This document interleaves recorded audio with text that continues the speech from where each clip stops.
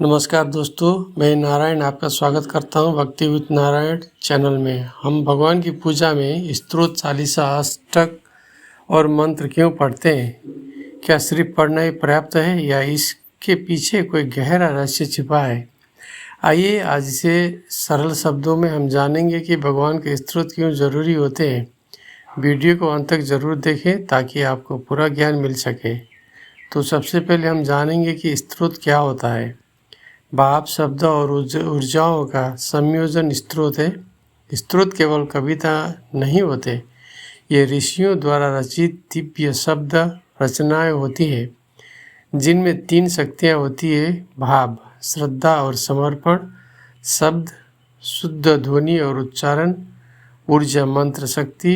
जब हम स्तोत्र पढ़ते हैं तो हमारा मन, वाणी और चेतना एक साथ भगवान से जुड़ जाती है। दोस्तों, अब जानेंगे स्तोत्र क्यों ज़रूरी होता है। सबसे पहला कारण है मन को एकाग्र करने का सबसे सरल मार्ग।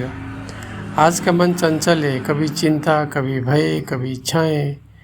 स्तोत्र पाठ के समय श्वास स्थिर होती है, विचार शांत होते हैं, मन ईश्वर में लग जाता है। इसीलिए कहा गया है, जहाँ स्तोत्र है वहाँ ध्यान अपने आप होता है। नंबर 2, अहंकार को मिटाने का उपाय। स्तोत्र में हम कहते हैं, आप सर्वशक्तिमान हैं, मैं अज्ञानी हूँ। ये भावना अहंकार को गलाकर विनम्रता में बदल देती है। और शास्त्र कहते हैं, ईश्वर वहाँ प्रकट होता है जहाँ अहंकार नहीं होता। संकट के समय सहारा। जब जीवन में भय, रोग, धन या रिश्तों की परेशानी, मानसिक तनाव आते हैं तो लंबा ध्यान संभव नहीं होता।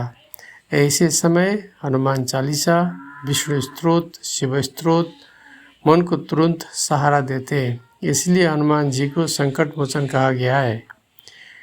नंबर 4, कर्मों की शुद्धि का माध्यम। शास्त्र कहते हैं, हमारे दुख हमारी ही पुराने कर्मों का परिणाम होते हैं। स्तोत्र पाठ करने से पुराने संस्कार को धीरे धीरे जलाता है, मन को शुद्ध करता है, नए शुभ कर्मों की प्रेरणा देता है। इसीलिए इसे अंत शुद्धि की प्रक्रिया कहा जा गया है। हर व्यक्ति के लिए एक स्तोत्र, हर मनुष्य एक जैसा नहीं होता। कोई भावुक, कोई तर्कशील, कोई सरल। इसीलिए भगवान ने अलग अलग स्तोत्र दिए। शिव भक्तों के लिए शिव स्तोत्र, विष्णु भक्तों के लिए विष्णु स्तोत्र, बुद्धि के लिए गणेश स्तोत्र, धन स्थिरता के लिए लक्ष्मी स्तोत्र, संकट के लिए हनुमान स्तोत्र, ताकि हर व्यक्ति अपनी प्रकृति के अनुसार ईश्वर से जुड़ सके। नंबर 6, स्तोत्र। भगवान के संवाद। स्तोत्र पढ़ते समय हम भगवान से मांगते नहीं, हम उनसे बात करते हैं। और जब संवाद होता है तो पूरी दूरी समाप्त हो जाती है। इसलिए कहा गया है, स्तोत्र वो सीढ़ी है जिससे भक्त भगवान तक पहुंचता है।